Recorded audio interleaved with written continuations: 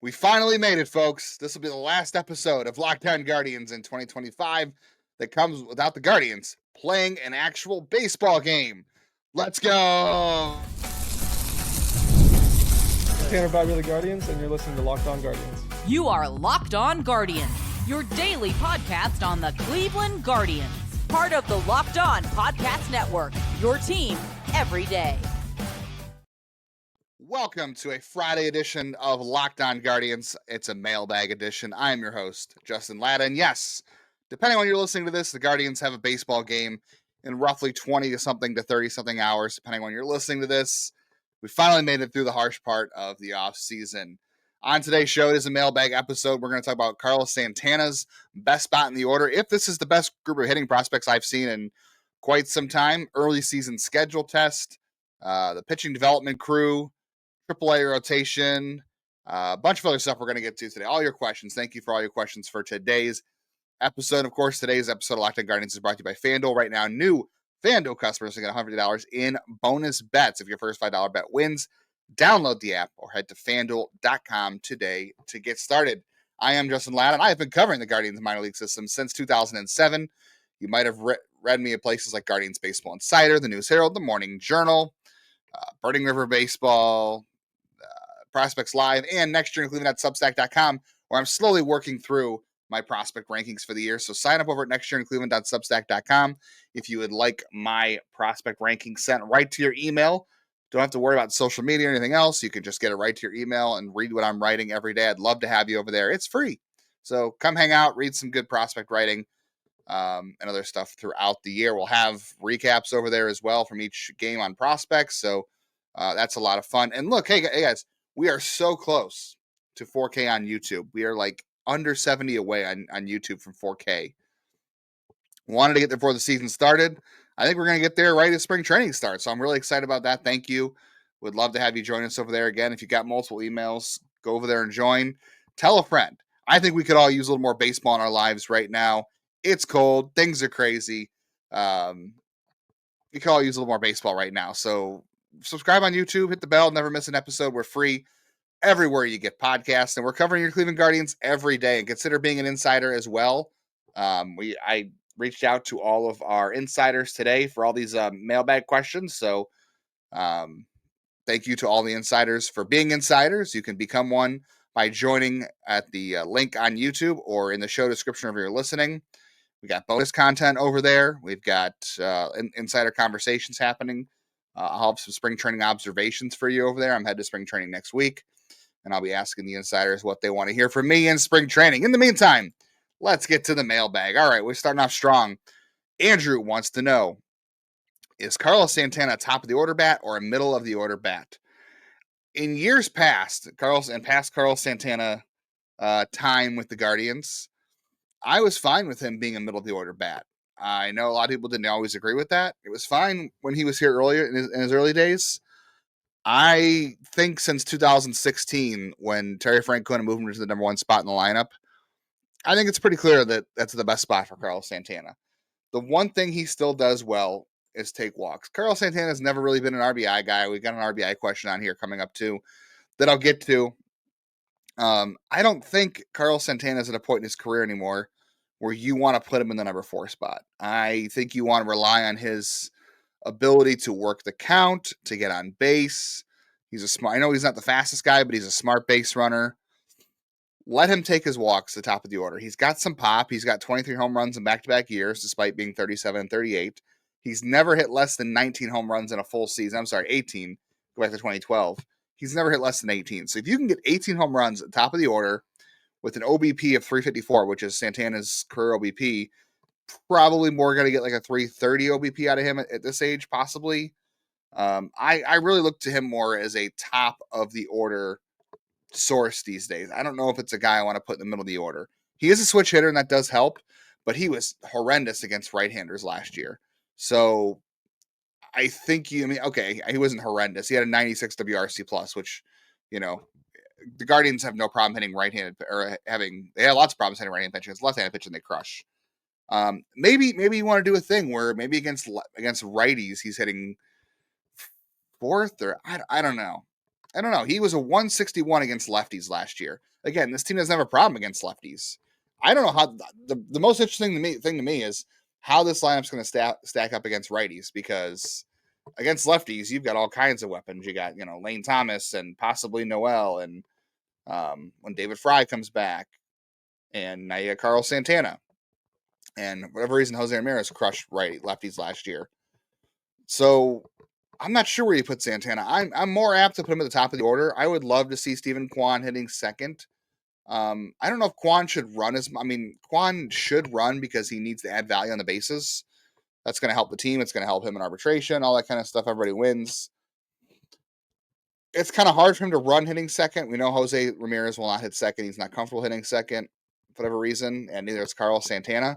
I would like to see Santana lead off, and again, Kwan hit second, and then have Jose third, and then you figure out, Lane Thomas and Kyle Manzardo hitting fourth, because those guys have the power to hit fourth. Lane Thomas hit, close to 30 home runs 2 years ago. Manzardo's got 25 home run power. I think that's a better fit, personally, in the middle of the order than Carlos Santana at this age of his career. I'm not going to draw any conclusions from Stephen Vogt's first lineups of the season. And if you're out there on Saturday and you're watching or you're waiting for the lineup to come out, be careful about how you draw conclusions about the first spring training lineup. Sometimes they say something, sometimes they don't. But I am definitely a top of the order Carlos Santana guy. To me, it's 1 or it's 5. I don't think you can put him fourth in this lineup. All right, Matt. This is a good question from Matt. How is the Guardians' pitching development structured? Can't be just Carl Willis, as the factor was in place before he arrived, and considering the losses to New York and Ruben Niebla to the Padres. You have Matt Blake in New York and Ruben Niebla to the Padres. It must run deeper in personnel. I'd like to understand the body of the pitching or the work of the organization. So this is a great question, and it's a great time to answer too, because the Guardians sent their mailbag or sent their media guide out just the other day. So I can tell you exactly how they have things structured. It is a collaborative approach. Don't forget, Carl Willis was also here in the mid 2000s, right? He didn't leave until Terry Francona took over, right? He was here with Eric Wedge, and then no, I don't think he was here with Manny Acta at all, but he was here early in the mid 2000s, so he's pretty familiar with the organization and has put things into practice. But you're right, Ruben Niebla was a big piece of that, was a very big piece of that. But they do have a really big organizational structure when it comes to that. So I'll just tell you what's in the media guide and kind of give you my assessment of how things go. It is collaborative. I don't think Carl Willis is necessarily in the way. I think it's a very collaborative approach, especially even in the dugout. But you've got people at the top who are involved in everything. They have, assistant. They have a director of pitching. They have assistant director of pitching. They've got pitching strategy. Caleb Longshore was part of that. He is now the bullpen coach. Brad Goldberg was the pitching coordinator for a little bit, so he was a part of that. And obviously now he's Carl Willis's assistant. You've got Ezra Bai, who is like the rehab pitching coordinator. Ben Johnson is the assistant director of pitching development. So they've got guys all the way at the top and the bottom here when it comes to pitching, and it really starts, I think, with the collaborative approach. So yeah, Carl Willis is responsible for looking at stuff day to day and working with guys, and Brad Goldberg's going to help him out with that. But yeah, you've got a whole cast of characters on the development team who really are involved with this sort of thing. Like I said, it starts with player development. Ezra Bai and Ben Johnson are big parts of that right now. All the way down. I know Michael Peoples is back in the organization. Michael Peoples was a former draft pick of the Guardians, and he went and pitched overseas and was also a coach with the Mariners a couple years ago. So he's back in the organization now. So yeah, it's a really whole developmental thing. I've seen guys have different roles over the years. I'm trying to think of the AAA pitching coach now. Joe Torres was in this role for a little bit. Owen Dew was a pitching coordinator, AAA pitching coordinator for a little bit. He's over in Arizona now, which is why I think Peoples is in here. They've had to hire some out of organization guys. But yeah, it is a whole structure right there. It's not just Carl Willis, but this is an organization that definitely has had some brain drain. Ben Johnson is sort of at the top of those things right now. And it kind of all goes down throughout that. I'm just kind of going through the media guide right now. But yeah, he is the assistant director of pitching. So that's where Ben Johnson comes in. Stephen Oster was that for a little bit. He is the vice president of player development. So a lot of guys are moving up in the system, but they all have their hands in these roles. They continue to be in these roles and specialize too as they move up. So yeah, it runs a lot deeper, but this is an organization that does constantly get picked over when it comes to coaches and pitching, all that kind of stuff. Very good question by Matt, and I'll have more on that as I see guys throughout the year. I'll try to get back to that. All right, other questions coming up here. We're going to talk RBIs. We're going to talk Columbus rotation. We're going to talk about trade market. We're going to talk about Guardian strategy of competitiveness. We'll talk records. We'll talk schedule. I haven't even honestly looked at the schedule. Got a good question from David about the Guardians stretch of the Guardians schedule that I hadn't considered. So we will get into that on the rest of a mailbag issue of Locked On Guardians.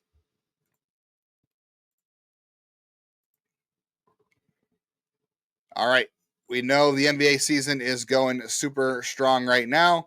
Cavs just came back from the All-Star break. They won a game. It is the race to the finish. When the game tips off, the NBA action is just getting started. No better place to get in on FanDuel, America's #1 sportsbook. You can place live bets throughout the game. If you miss the opening tip-off, want to bet in the fourth quarter comeback, you can stay on the action. If you're looking for a bigger payout, make sure you're getting live bets in a same-game parlay. I need to check the FanDuel standings to see where betting odds for the Guardians winning the division. I meant to do that today. I didn't get a chance to do that, but there's a lot of good stuff going on right now in there on the NBA, and we'll check more stuff when it comes to baseball as things get a little bit closer. I will not be checking on spring training over-unders, but you can do that responsibly if you feel like, because right now, new FanDuel customers can get $100 in bonus bets if your first $5 bet wins. Just visit FanDuel.com today to join. That's FanDuel.com for your shot at $150 in bonus bets. Make every moment more as FanDuel, an official sports betting partner of the NBA. Appreciate you guys making Locked On Guardians your first listen today and every day, wherever you get podcasts. And if you're new here, hit the bell, get the episode so you never miss a episode in YouTube. Make sure you're auto downloading. If you're listening on Spotify, Apple, Podcast Addict, whatever, make sure you're setting auto download so you never miss an episode there too. We are covering the Guardians 5 days a week. We never stop. We never will stop. We will always be here 5 days a week, every day until the end of the season, until December. We go till December, going 5 days a week on the Guardians. And we're taking questions from our insiders on today's episode. So Alex says, who wants to know who finishes second and third on the team in homers and RBI? He says, yes, RBIs matter. RBIs is a wrong statement. It's RBI, runs batted in. Otherwise, RBIs would be runs batted in. Doesn't make sense. That kid. RBIs, I'll say this. I know this wasn't the question. RBIs, runs batted in do matter in the context of how you win the game. The only thing they don't matter and is predictive. RBI is not predictive. If the guy drives in 100 runs, that's great. He might be a good hitter, and that might be predictive. He's a good hitter. But guys getting on base in front of him, hitting home runs is something he can control. If a guy hits 30 solo home runs, guess what? That's 30 RBI, right? But if he hits 30 home runs and they're all 3-run home runs, well, guess what? That's 90 RBI. I'm not even good at math, and that happens. So obviously that depends on who's on base, right? So it's not predictive. So I think we can safely say Jose Ramirez probably finishes first in homers and RBI, right? Who finishes second? Let's start with home runs. I am going to go with, let's say Lane Thomas. I'm going to say Lane Thomas. And that's going to be, I want to say Kyle Manzardo. I want to say Kyle Manzardo because, I'm going to say Lane Thomas because he's going to play every day. Right now, there's no platoon set up for Lane Thomas. There could be a platoon set up for Kyle Manzardo at some point. Early in the year, there shouldn't be, and he'll get a chance to prove it. So maybe I'll be wrong and he'll be third. I think that's your second and third is Thomas and Manzardo. And that's who it should be. I think that's what you want. You want Manzardo being second or third because that's a good sign. Maybe. Unless everybody else is just terrible and he's just not much better. But you want Manzardo to be in that spot. And I think that's also where I'm going to stick with Lane Thomas. I think Lane Thomas is going to have a good contract year. I think he wants to get paid. I think he's going to come into the year healthy. He knows the team likes him, and he'll be in a spot where he can do that, I think, and he'll play every day. Whereas when David Fry comes back, there is a chance that they're going to move back into platoon with Manzardo. Now, I think it makes more sense because David Fry is not going to be able to play every day when he comes back. They're going to be careful about that. So I'll say Thomas second and Manzardo third, but I think it could flip, and that could be a good thing for everybody. All right, good question from Josh. Who do you think opens the rotation in Columbus? And what's going on about? Seems to be a good chance that there's going to be 5 lefties in Columbus. What's the last time the Guardians had this much left-handed pitching depth? What changes? What changes this? Taking stabs in the draft, figuring out prototypical lefties. So I don't think the Guardians are targeting a particular handed pitcher. I think that's a bad way to look at it. You just take the best pitcher. It's the same thing about hitting, right? The Guardians, I will say, when it comes to hitting, Jeff and I have talked about this in the show multiple times. The Guardians do, I think, tend to prefer left-handed hitters because A, it's the strong side of the platoon, and B, their ballpark is set up more for lefties to hit better, and you just face more right-handed pitching. When it comes to pitching, I don't think they're targeting lefties. I think it's more you are going for the guy you think you can develop best. As we had Jeff Ponce on the show yesterday, on Thursday, he talked about what are the traits that your club values, what are the traits that your player development team knows they can work with, right? It's all about what are the traits and characteristics we know we work well with that we can develop.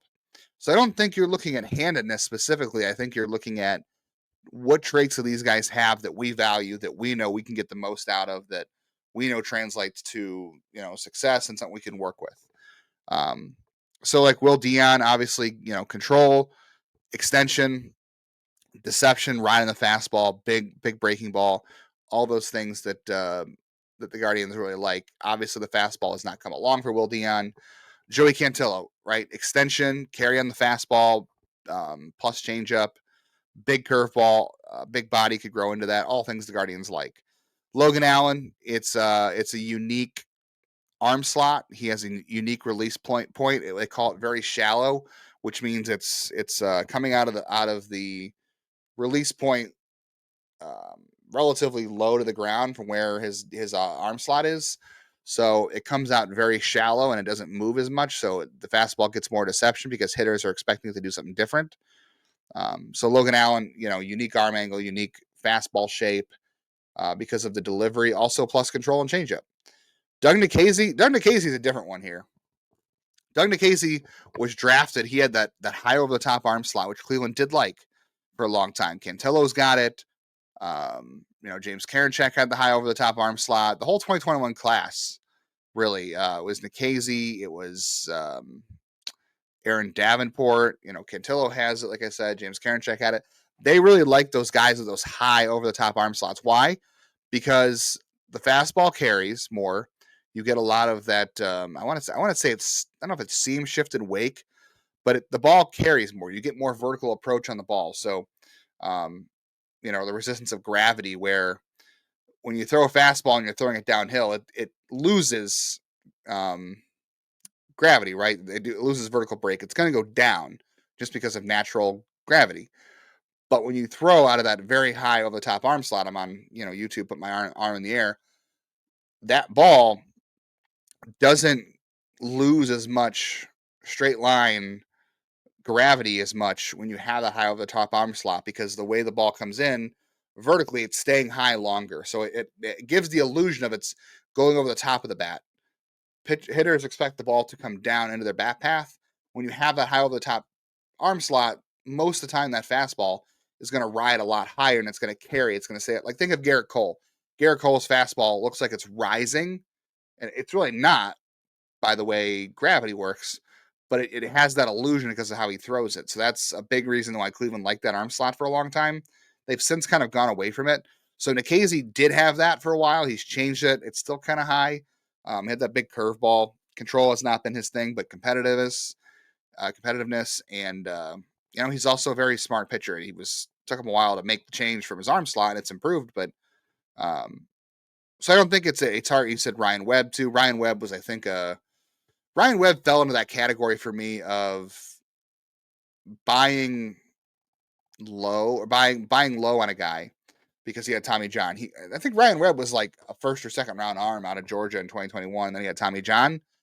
And there were some traits that were really good. You know, he had the curveball, he had the changeup. Control was okay. It's a weak fastball. But I think Cleveland also knew they can get him under slot because of Tommy John. So there's that target there. But yeah, the Columbus rotation, Josh, is looking a lot of fun. It's going to be interesting how things play out. If Tristan McKenzie gets the last shot in the rotation, if they really want to give him one last look at the major league level, you're talking AAA rotation, you know, is possibly guys like Slade Ciccone and Joey Cantillo and Logan Allen and Doug Nikhazy. And then we don't know who, you know, how that's all going to play out.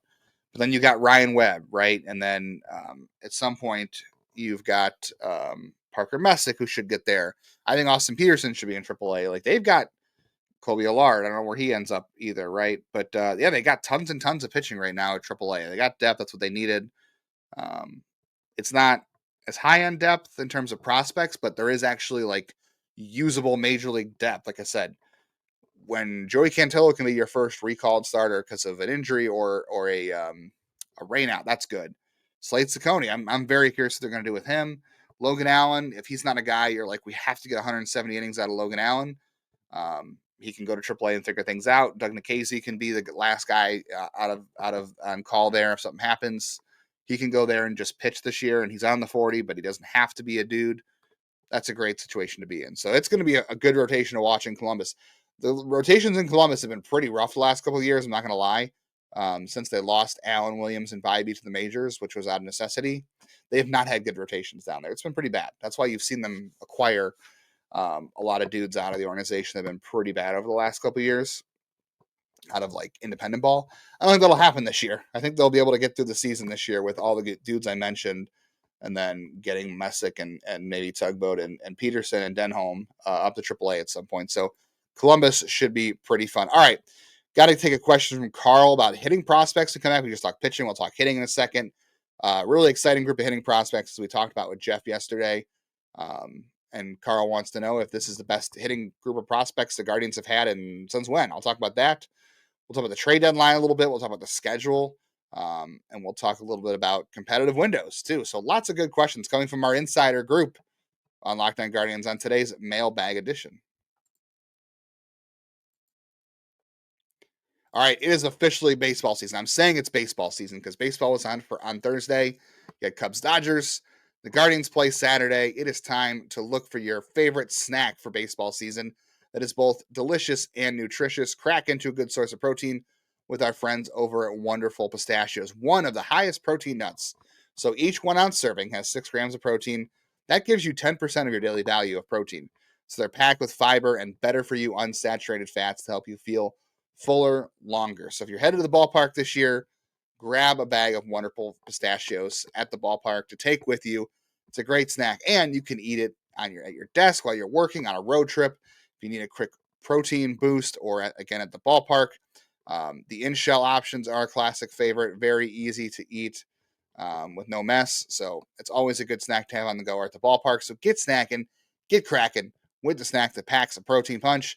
Visit wonderfulpistachios.com to learn more.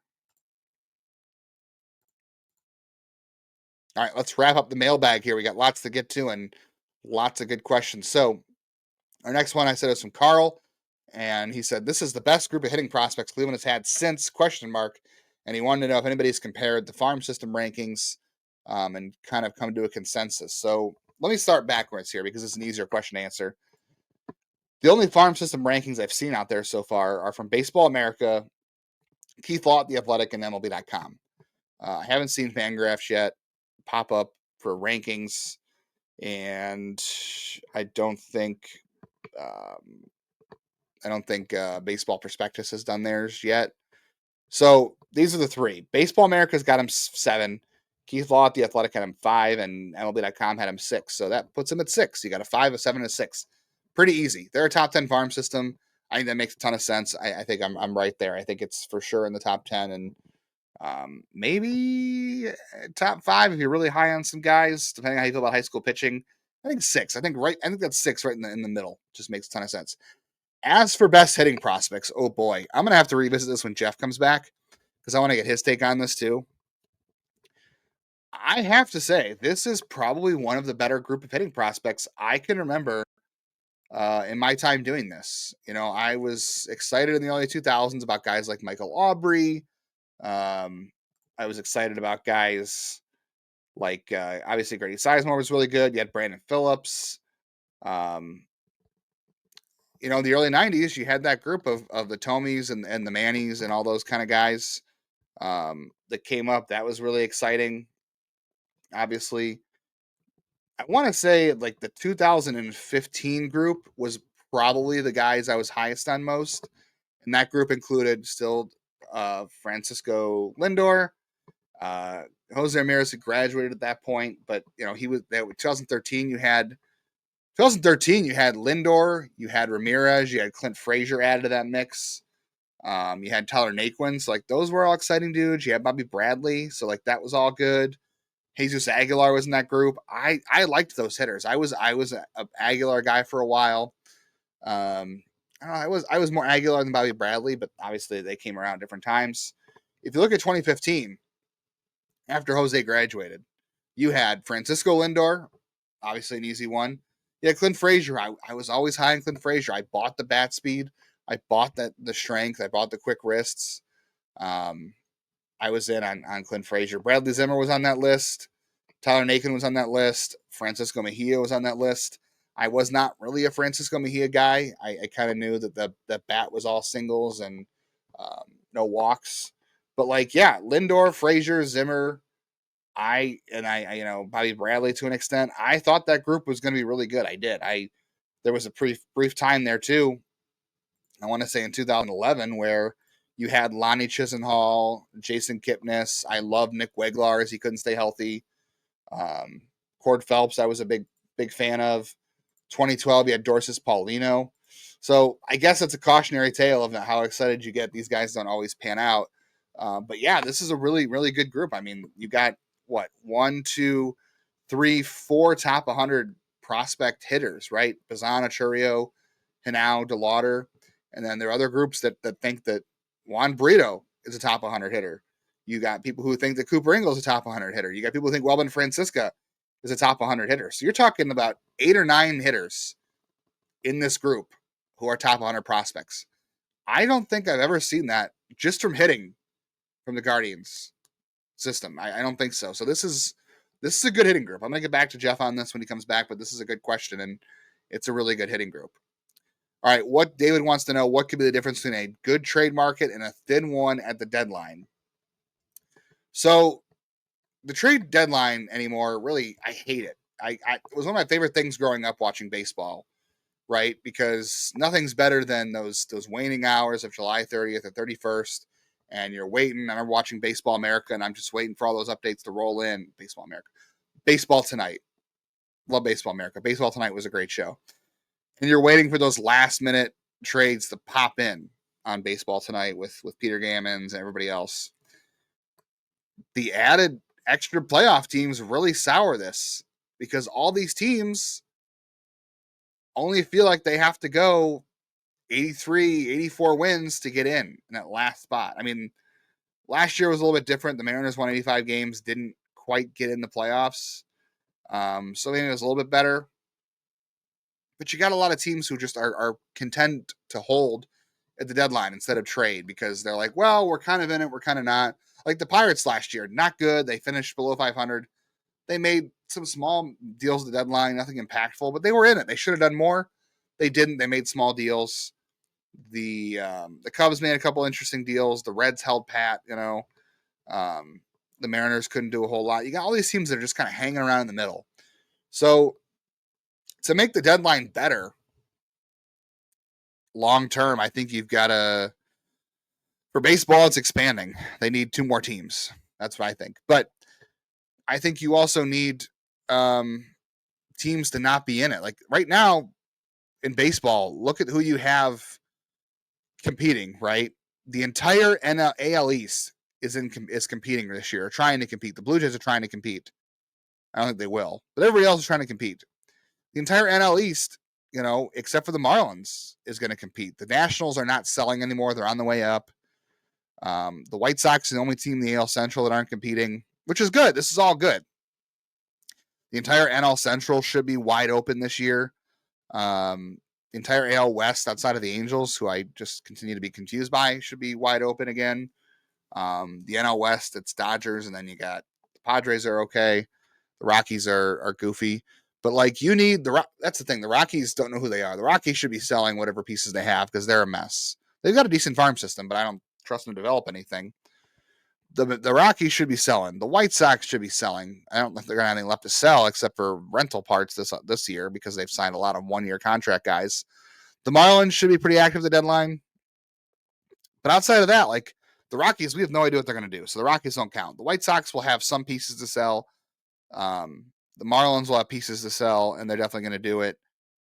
It depends on what the Angels and Blue Jays do. But the Angels, we thought the Angels were going to sell for a while, and they never did.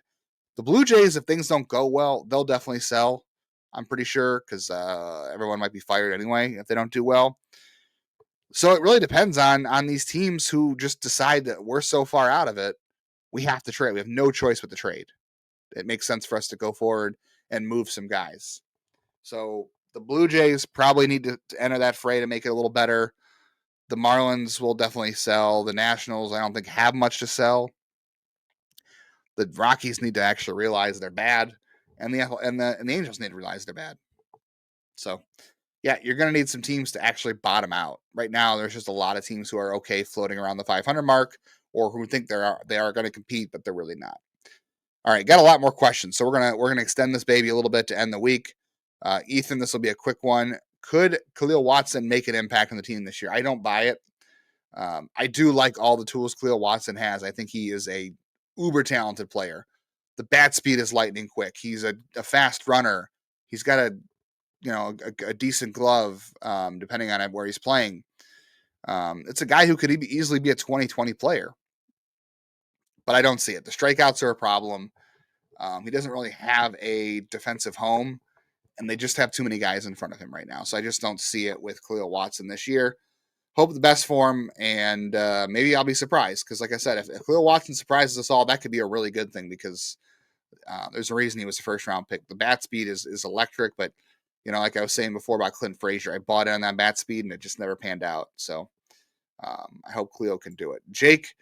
This is a good question from Jake. Would you rather have the Guardians continue to do what they do every year, which is be competitive, or go all in for one World Series, even if it hurts the future? I have talked about this multiple times on the podcast over the years and on social media. I do prefer, as a baseball watcher, I like going into spring training. And I know it hasn't been the sexiest offseason for the Guardians, and I've said that. I've said they should have done more considering they're coming off of an ALCS run, and instead they just kind of added pitching and treaded water for the most part. I would have liked to have seen them gotten better pitching wise without getting worse offensively, and maybe they won't be all worse offensively. I don't know. There's certainly reasons to believe they won't be because Andres Gimenez wasn't that great offensively, but I am still a fan of knowing the team I'm going to be watching for 6 months is going to have a chance to win 85 games to 95 games a year. I know I just sat there and said, we have too many teams that are okay being in the middle, so I'm maybe talking out of both sides of my mouth here. But as a fan, I want to come into the season knowing that there's a reason to watch for 6 months. Look at the White Sox. The White Sox won the World Series in 2005. They have been largely irrelevant since. Yeah, they had a decent stretch from 2019 to 2021 or whatever, but they're bad. There's no reason to watch White Sox baseball right now. There's none. They've got some decent farm system guys now. They've made some trades, but Garrett Crochet's gone now, and he was only there for a couple of years. I mean, they drafted him in 2020. 5 years later, he's on the Red Sox because they couldn't win anything with him. There's just not a lot of reason to watch. I would, you can watch the farm system. That's fun. We're lucky in Cleveland that Akron and Columbus and Lake County are all in the state of Ohio. You can watch the prospects, but I want to see this team win a World Series for all of us too. But if you told me that the Guardians would win the World Series and then they'd end up like the White Sox, and they'd be just unwatchable for a decade, for 20 years. It's the 20th anniversary of the '05 World Series team, and they have been feckless ever since for the most part. If you told me that was the outcome, yeah, I'd be excited. I'd be excited this year. But I would rather have my team every year, for the most part, winning 85 to 90 games and having a shot, because I know everybody wants the championship and I want it too, but a month in October versus 6 months of the season. I know October baseball is different. It's fun, but baseball is a long sport, and life can be short. But also, if you're watching a team for 60 years, think of the White Sox fans, right? They've got one World Series and they've been feckless since. So I don't know. That's just where I stand. I don't expect everybody to agree with that. I hope the Guardians win one whenever in my lifetime, but I want to show up to spring training and I want to know this team at least has a chance. Granny B71 said, or did the Guardians, will they eventually DFA Gabriel Arias, or they try to include him in a trade as a second or third piece? If he doesn't make the team out of spring training, if he doesn't have a starting role, we've said this before, I would bet they don't really have to DFA him. Here's the thing. They're not trying to clear spots in the 40. They've got spots in the 40 to give right now. So that won't be the issue. Maybe they'll try to hang on to him as a utility guy. I don't think that's the great role for him.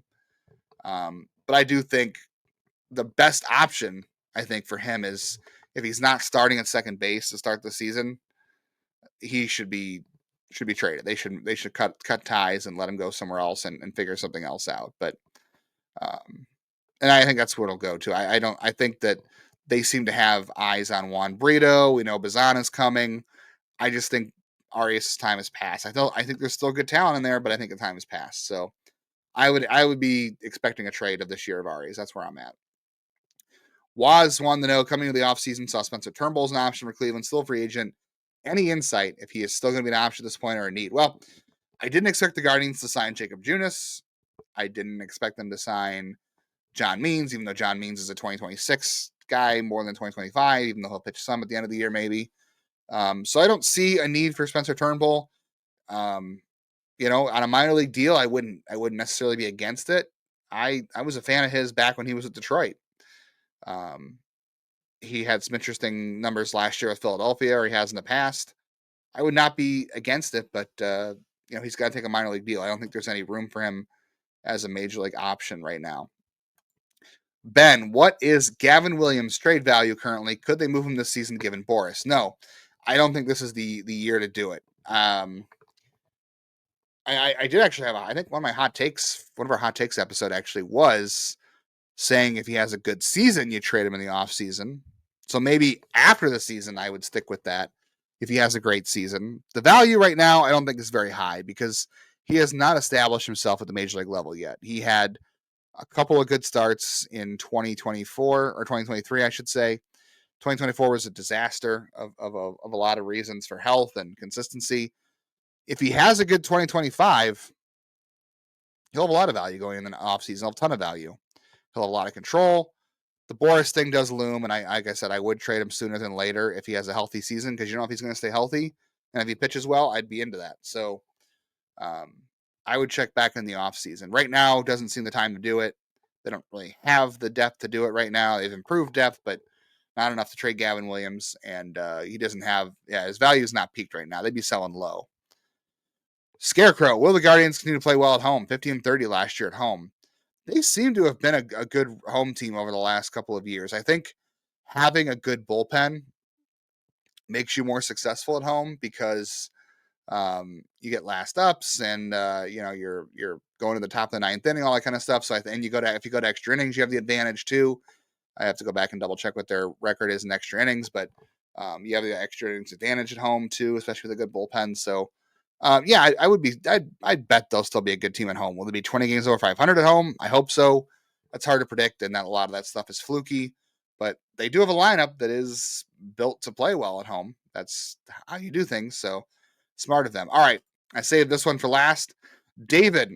So from April 21st to May 28th, the Guardians face a playoff contender gauntlet. They have, in order, the Yankees, the Red Sox, the Twins, who are, still a playoff team, the Phillies, the Brewers, the Dodgers. And before then, it's the Angels in Houston. So before then, it's largely division rivals with Baltimore and Atlanta. How does that early gauntlet workload with loads of improvement at the front of the season? That's a great question. I have not looked at the schedule for this year yet. That's the first time I'm really like getting a good picture of the schedule from David. That is tough. You know, you do have the Yankees and the Red Sox and the Twins that are all going to be competitive series back to back there. And then you have the Phillies, who are a playoff team a year ago, the Brewers, who won their division, the Dodgers, who are the Dodgers. That's a tough stretch. They're definitely going to play some good baseball early on. The thing to remember is you can't win a division in April or May, and most people say, like, you don't check the standings before Memorial Day. At the end of that stretch, they'll be coming up on Memorial Day. And, you know, there is the wild card, all that kind of stuff. But as we've seen the last couple of years, the wild card's not really where the Guardians are going to compete, because you've got the Yankees, you got the Orioles, the Red Sox should be better.